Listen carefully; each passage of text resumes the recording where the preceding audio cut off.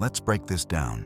You were respectful, consistent, genuine. You didn't play games. You treated her right. You made her laugh, showed up for her when she needed someone, and made it clear where you stood.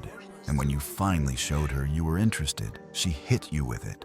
You're just too nice. And the next thing you know, she's out with some guy who barely texts back, the kind who brags about having options, who gives her attention one day and vanishes the next, a guy who talks down to her, dismisses her feelings, and shows zero long-term interest. You're sitting there trying to make sense of it. You gave her kindness, loyalty, consistency, and still, she didn't choose you. Here's the brutal truth no one tells you. She didn't reject you because you were too kind.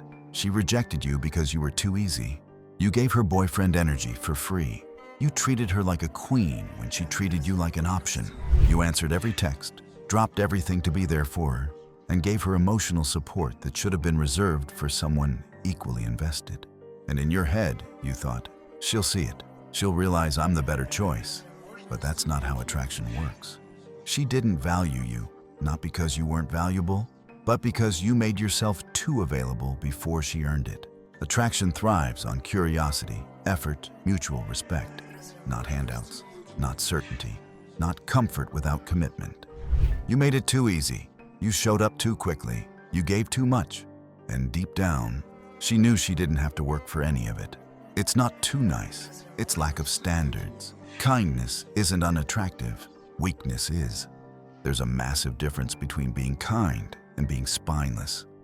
A kind man says, I'm going to treat you well because that's who I am, but I expect that energy in return. And if you can't meet me there, I'll walk. A spineless man says, I'm going to treat you well no matter how you treat me, because I just want you to like me. See the difference? You weren't rejected for being a nice guy. You were rejected because your niceness came without self-respect. You thought effort would win her over. You thought the more you did, the more she'd care. You tried harder than the last guy. You listened, remembered details, supported her.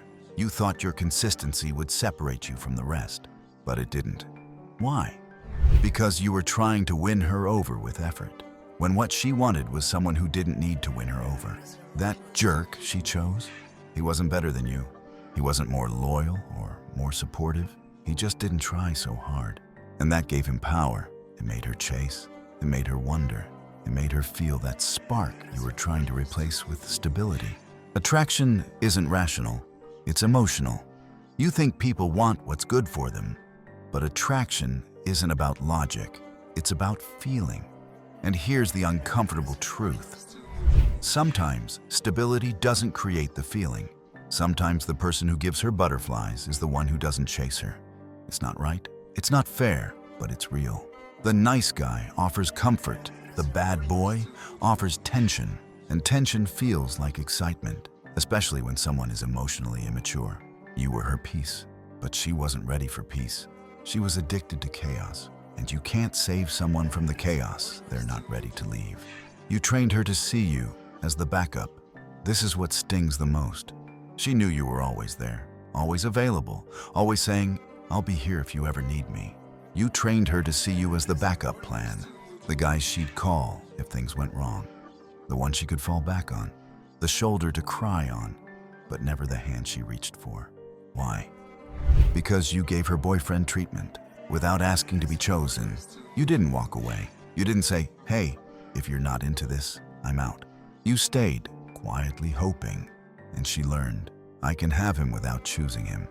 So she kept you around, but never gave you the title, never gave you her best. You accepted crumbs, and now you're starving. You can't love someone into loving you back. This is the hardest pill to swallow, and most people never do. They keep hoping, waiting, trying, telling themselves that if they just do more, care harder, show up better, then maybe finally that person will see their worth. But that's not how love works. No amount of good morning texts, no amount of late night check-ins, no deep, vulnerable paragraphs explaining how much you care will ever make someone feel something they don't already feel.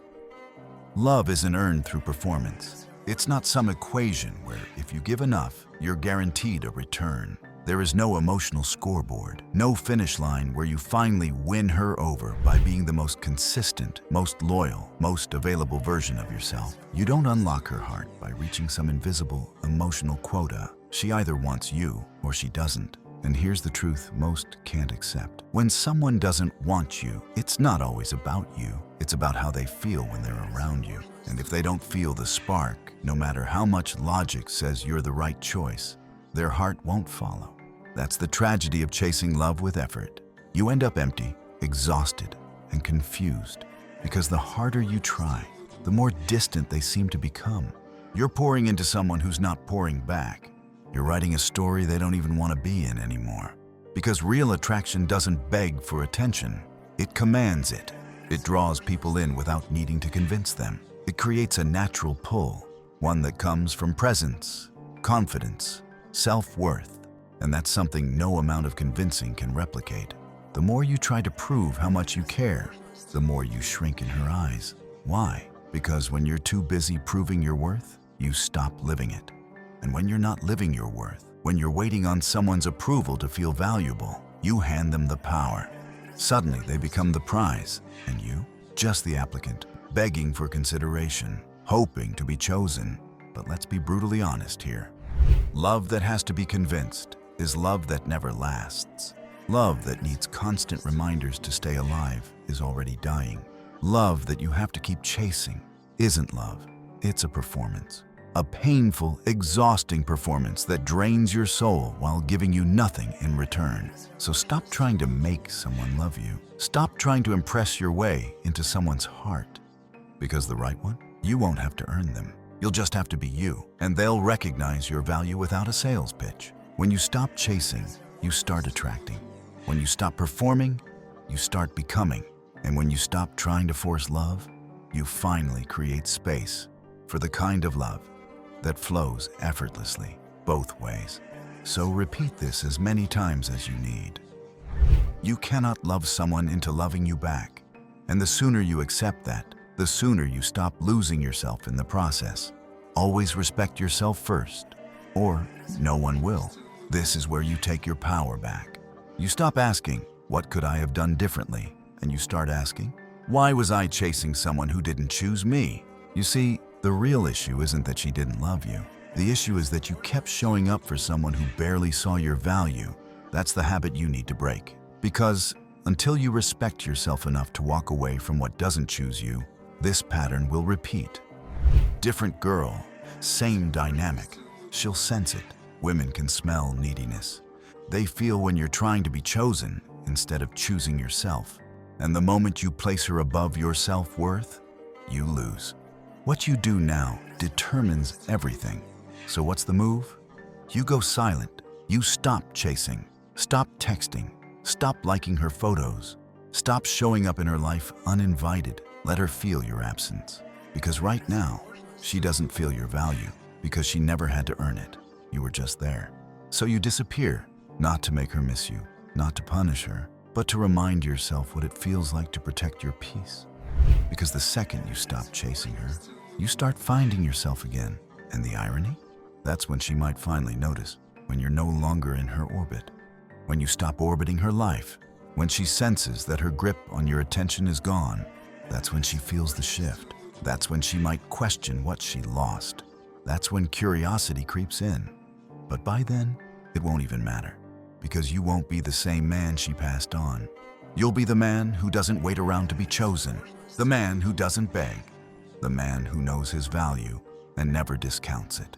Let's clear this up for good. You weren't too nice.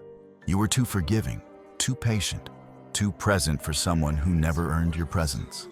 Kindness is powerful when it comes with standards, but without boundaries, it becomes weakness. So next time, don't stop being nice. Stop giving yourself to people who don't value it. Let them chase mystery. Let them earn your consistency. Let them prove they're worth your effort, not the other way around. Because when a man learns to respect himself first, he becomes unforgettable.